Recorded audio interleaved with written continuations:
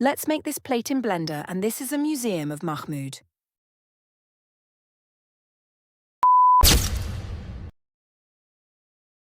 From Add List, choose UV Sphere, change mode to wireframe and X-ray, go to Edit mode, make sure you are on Faces, and select these faces.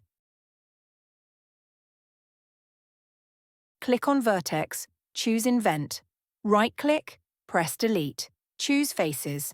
Make sure you are on Edges. Alt plus Shift. Click left with mouse to choose all edges. Click on Vertex and choose New Edge or Face from Vertex. Choose Faces. Click I to insert faces. Another one.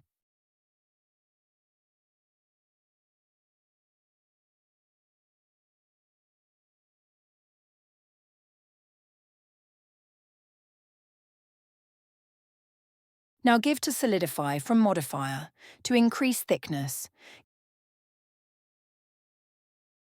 Then apply it and shade smooth. Give it some materials from Blender Kit.